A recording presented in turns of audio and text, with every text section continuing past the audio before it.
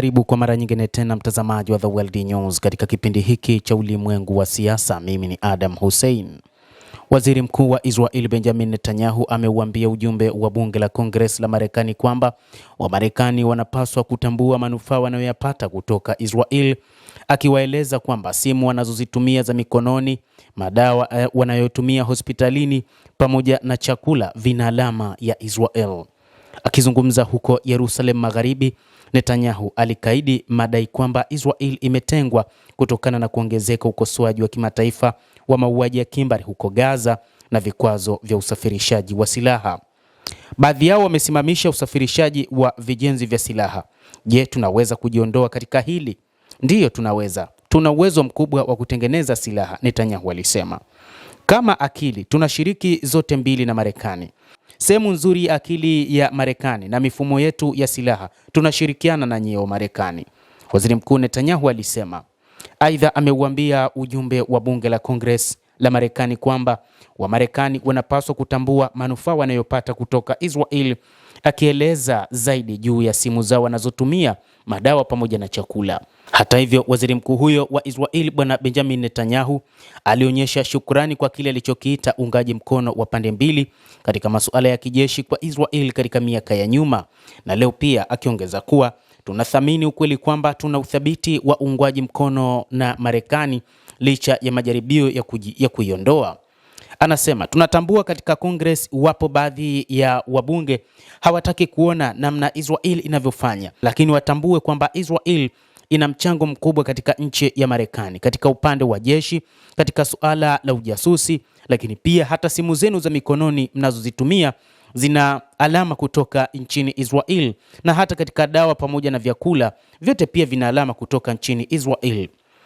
Amesema kwamba lazima Marekani ithamini kile kinachofanywa na Israel wakati huu, na lazima ihakikishe kwamba wakati wote inathamini mchango unaofanywa na Israel katika eneo la Mashariki ya Kati. Akigeukia mauzo ya nje ya Israel, Netanyahu aliuliza wajumbe, je, mna simu za rununu? Je, mna simu za rununu hapa?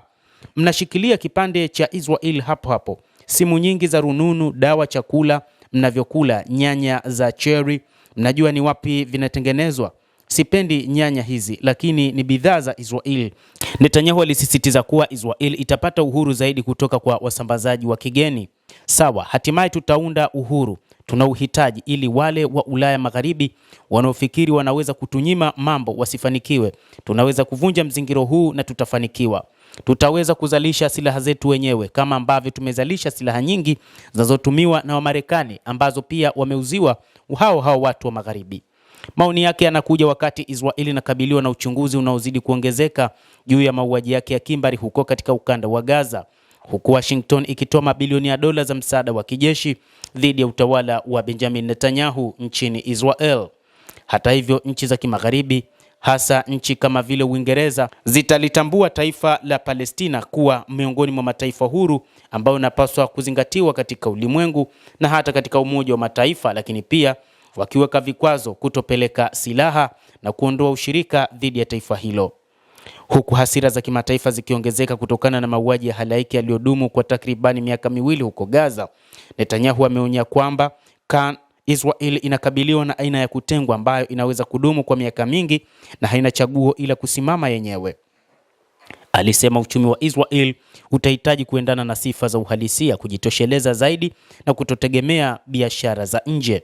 Ni neno ambalo nalichukia, Netanyahu alisema, akiongeza kuwa ni yeye aliyeleta mapinduzi ya soko huria kwa Israel, moja ya sekta muhimu zinazokabiliwa na kutengwa na biashara ya silaha, alisema, ambayo inaweza kuilazimisha Israel kuepuka kutegemea uagizaji wa silaha kutoka nje. Hatuna chaguo, angalau kwa miaka ijayo, wakati tunahitaji kukabiliana na majaribio haya ya kutengwa. Israel sasa inakabiliwa na vikwazo vya sehemu au kamili vya silaha kutoka Ufaransa, Uholanzi, Uingereza, Uhispania, Italia na nchi nyingine kutokana na uhalifu wake huko Gaza.